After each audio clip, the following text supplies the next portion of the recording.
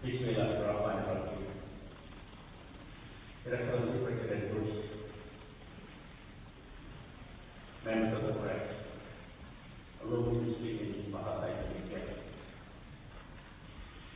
Saudara-saudara, ladies and gentlemen, today we have the visit of the President of America, President Bush, whose goal is to improve the friendship and cooperation between our two countries.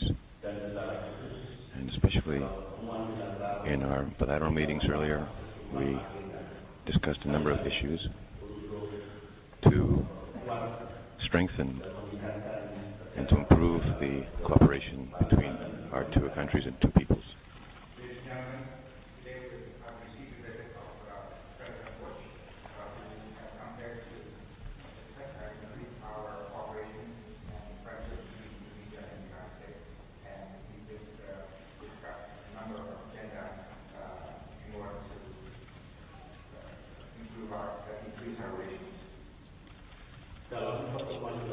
In our bilateral meetings, we began with expressions of thanks and appreciation toward the support and cooperation from the United States to Indonesia in areas of economic support, trade, education and health, technology,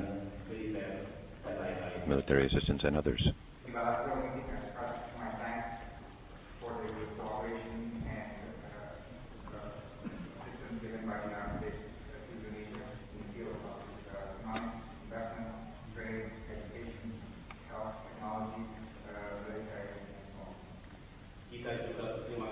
We are also grateful toward the assistance from America and other countries at the time of when Aceh and Nias experienced the disaster, and when we had the earthquake in Central Java. This shows the cooperation occurred very smoothly, and we hope that this will increase in the future.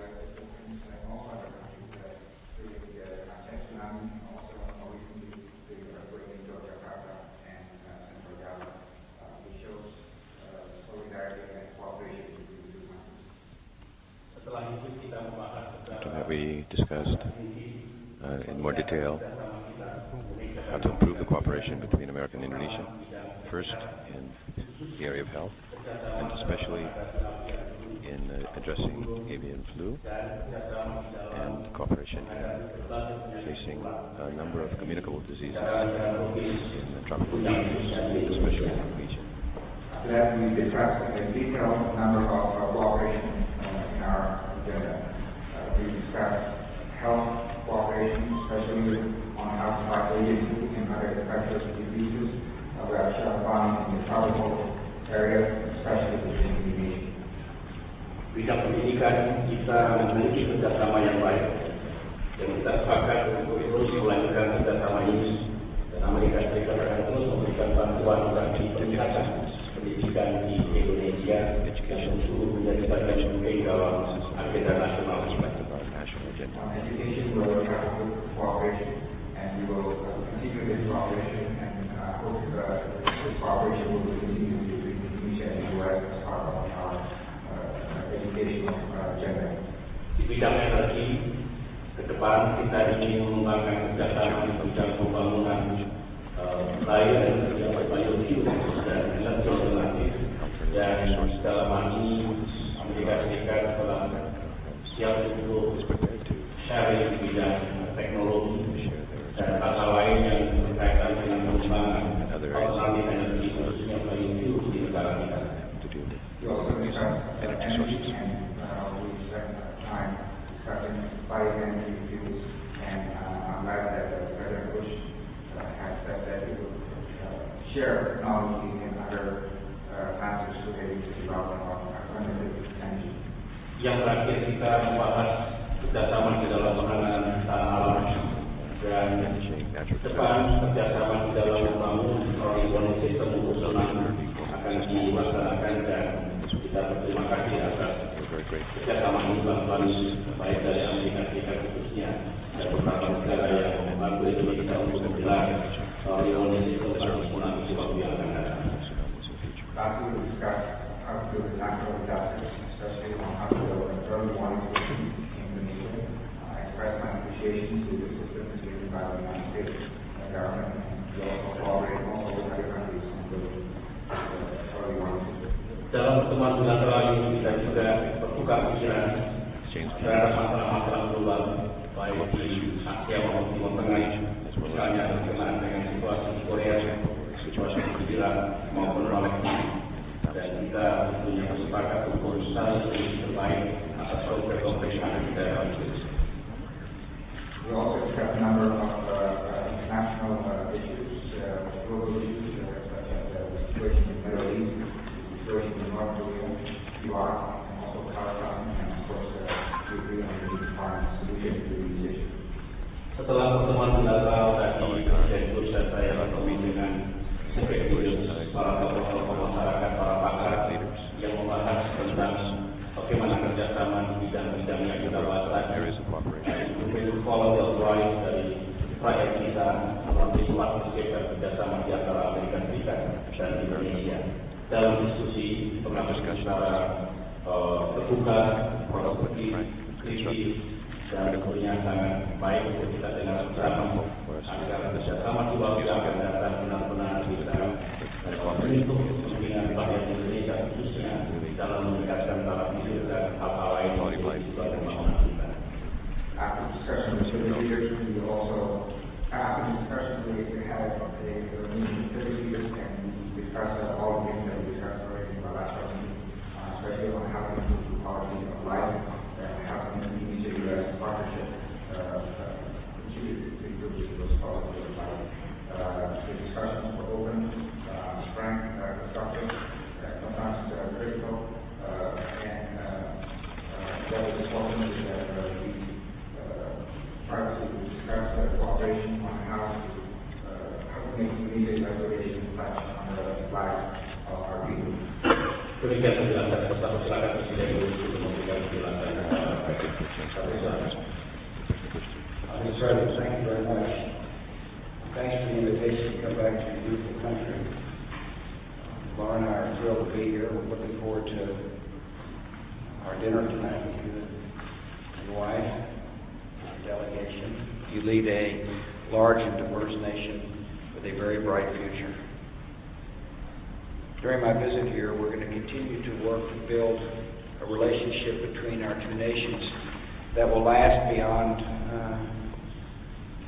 the immediate, relationship that should last for decades to come. It's important to our nation that we have good, strong relations with Indonesia. We've just come from the APEC summit in Vietnam, and the people of Indonesia should know that when their elected leader speaks, other leaders listen, as do I.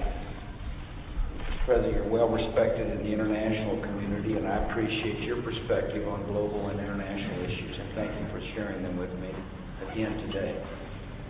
This afternoon, we also discussed bilateral initiatives that will expand opportunity for the people of Indonesia, and at the same time deepen our partnership. We support your country's reform efforts, Mr. President. I thank you for your leadership on that important issue. The Indonesian President understands that economic reform and fighting corruption and investing in people will help this important nation succeed. We are committed to helping you on all these initiatives. Last week we signed a $55 million Millennium Challenge account threshold agreement. This agreement means that the American people will support Indonesia's efforts to reform its democratic institutions and strengthen governance. We would not have made this commitment, Mr. President, if you were yourself not committed to reform. The agreement's going to help fund your strategy to immunize your children against the deadly diseases.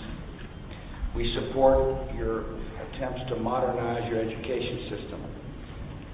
We have pledged and provided over $150 million to the Indonesian government to help provide the tools that will give the next generation of Indonesians the chance to realize their enormous potential. 1,000 schools spread across 8 provinces in Indonesia are now benefiting from our education partnership. And as I told you in our meeting, we will continue to help. Our two nations continue to build strong trade and investment relationships. We're determined to grow our economies in a way that are sustainable. Last week we signed an agreement to help Indonesia conserve its forests.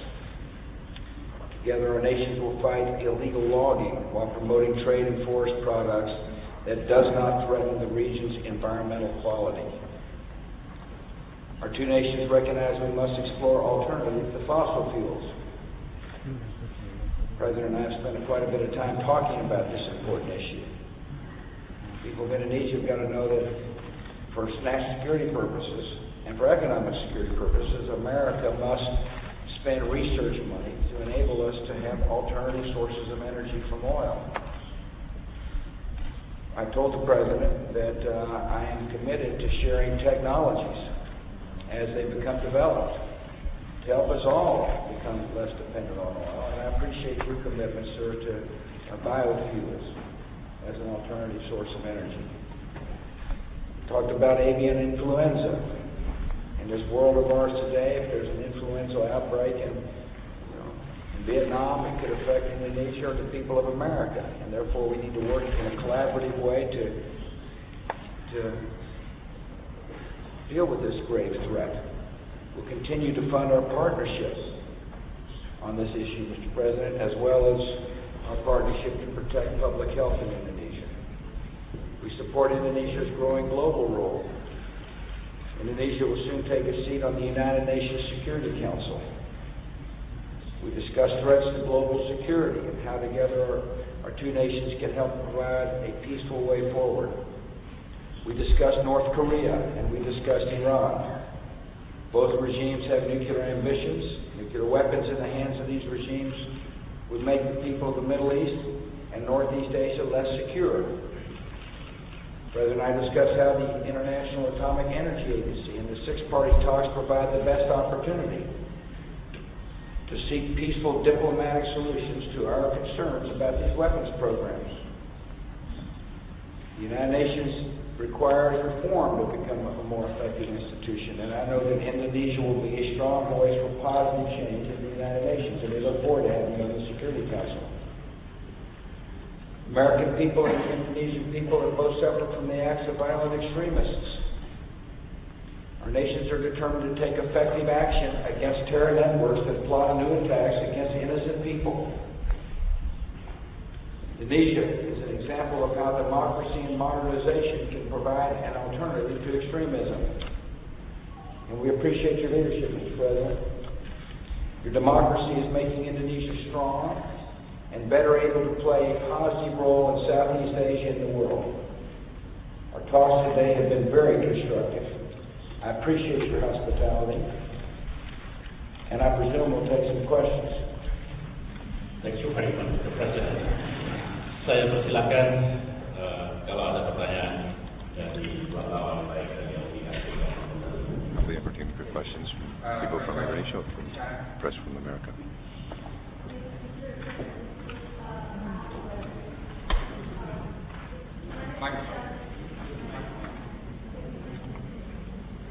Thank you. My name is Istana. I'm from TV7 Indonesia. I would like to ask you, as you mentioned before, that Indonesia now is going towards democratization, and how do you think the process of the democratization in Indonesia, the progress of democratization is going on? And I have a second question. How many get to ask here in Indonesia? Excuse me? How many questions you get to ask? Keep firing away. That's a bad example for the American press. Well, lots of Indonesians think that you have a hidden agenda going here, such as securing your Exxon deal in Natuna. And what is your comment on that? Thank you. Well, we didn't discuss it. You didn't? No, we did not discuss it. You asked about Indonesian democracy. Here's living proof right here. He ran a campaign. He said, vote for me, I will do the following things. He's following through on his promises.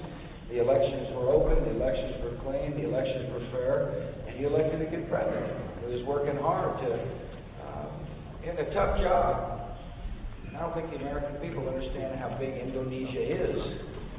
17,000 islands, 6,000 uninhabited, with a variety of demographics. The President kindly hosted a meeting today with civil society leaders, which points up to the diversity of this great nation. Different religions, different backgrounds, different people, all united under under democracy. And so I would say your progress is very good. But we all have work to do in our respective democracies. You know, our transition to democracy wasn't all that smooth in America. If you study American history, we had some rough go for a while, and it's hard work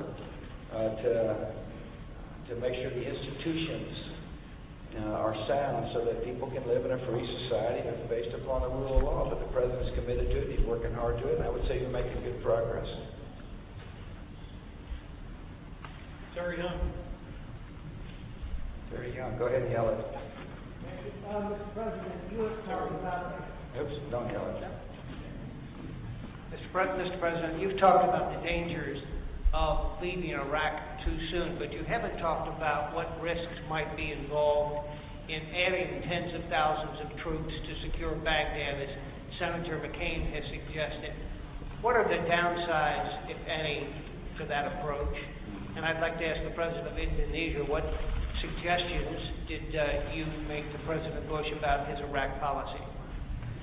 Terry, we haven't made up, I haven't made any decisions about troop increases or troop decreases, and won't until I hear from a variety of sources, including our own United States military. As you know, General Pace, who's the chairman of the Joint Chiefs of Staff, is in the process of evaluating a lot of suggestions from the field and from people involved with the Central Command as well as the Pentagon.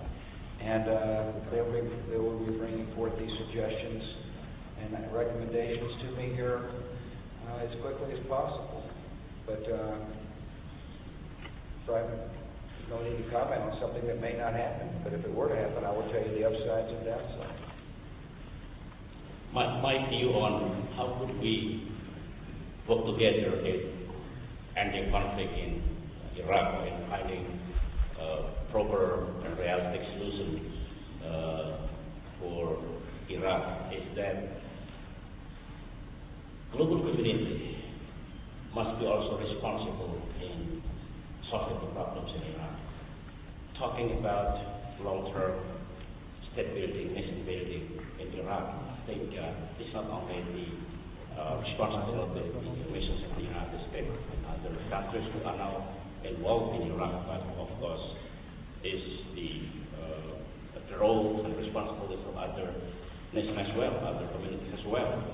Indonesia believe very strongly if we could work together, if we share and exchange our ideas, then there must be a proper and realistic solution in the long term in finding again a proper solution for Iraq. Good for Iraq, good for neighboring countries, good for the U.S., good for Indonesia, and good for whole communities in the world. Reading from TVR. My name is Vicky, government television. I would like to ask Mr. President Bush. President Bush's investment and trade relation between the United States and Indonesia is strong. In energy sector, the United States is a long-standing partner of Indonesia. As you probably know, Indonesia is currently developing alternative energy, mainly biofuels. Are you willing to cooperate in this area? And can the United States share its technology to succeed? Indonesia effort is developing biofuel. Thank you. Yeah, thanks. I'm very supportive of biofuel initiatives, starting in our own country. It's important for us to develop alternative ways to power our vehicles if we want to become less dependent on oil. And so, for example, we're now consuming about 5 billion gallons of ethanol, which is a fuel made in our case, from corn. The President and I spent a fair amount of time talking about the ability to develop biofuels, particularly in Indonesia's case, from sugar cane as well as palm oil. And the technologies are available to convert sugar into ethanol. For example, the country of Brazil powers its automobiles with about 85% of all fuels from ethanol, from sugar cane. The other interesting fact for people to understand is that the technology to have a gasoline-driven automobile being powered by ethanol is very simple. It's called flex fuel automobiles, and so we're on the beginning stages of really a change in how we consume energy, and it's in the world's interest that we promote biofuels. Where the United States needs to go, though, is that we can't rely upon corn only to develop our ethanols, and so we're spending a lot of money on cellulosic research, and that is the ability to convert wood chips, for example, to ethanol. And as those technologies become feasible and economic, we will share them with other countries. It's in our interest, it's in the U.S. interest, that others use biofuel as well as our own. So I'm optimistic about the technologies that are developing. I'm also realistic to understand it's going to take a while to get them, to bring them to make them economic. But we're spending a lot of money on this type of research, and the President needs to know that as it becomes commercially capable, we'll share it. Ben.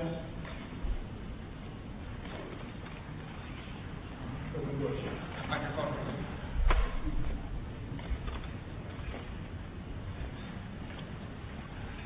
President Bush, here in the world's most populous Muslim nation, thousands have demonstrated for days saying that your policy in the Middle East, in Iraq, and elsewhere is anti-Islamic.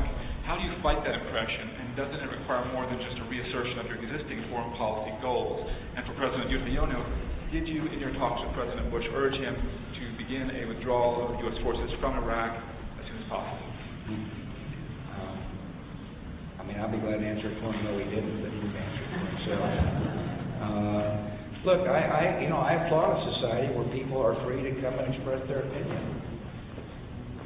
And it's to Indonesia's credit that it's a society where people are able to protest and say what they think. And it's not the first time, by the way, where people have showed up and expressed their opinion about my policies. But that's what happens when you make hard decisions. My answer to people about whether or not, how do you comfort people of the Muslim faith that our policies are, open, is that I believe freedom is universal and democracy is universal. I don't believe it's the sole right of the United States or the sole right of Methodists.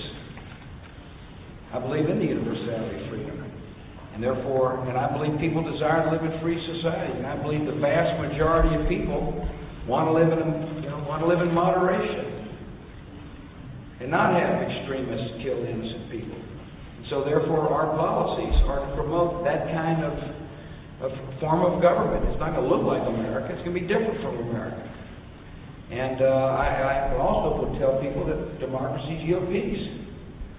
Democracies don't fight each other.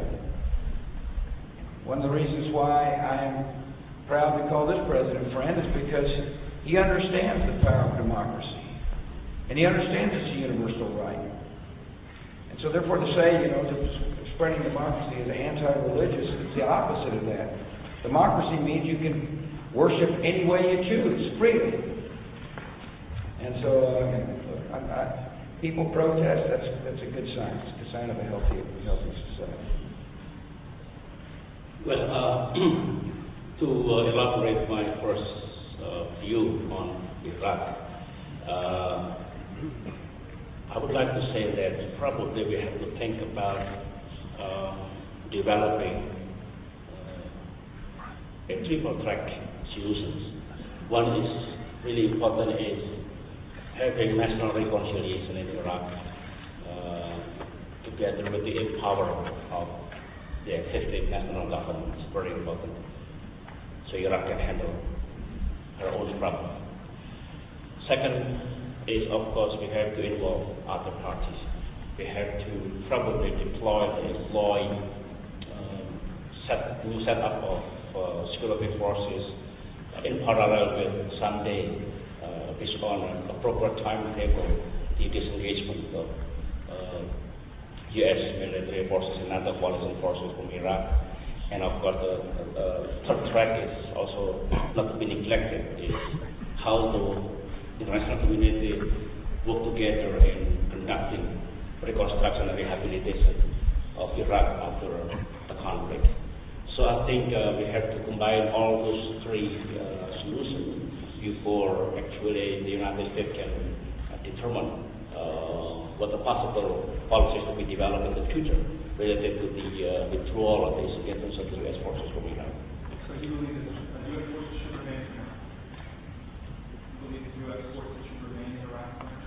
I think I have explained my view on those three tracks of solutions, and the future disengagement of the U.S. forces from Iraq must be connected to other two that I have mentioned already.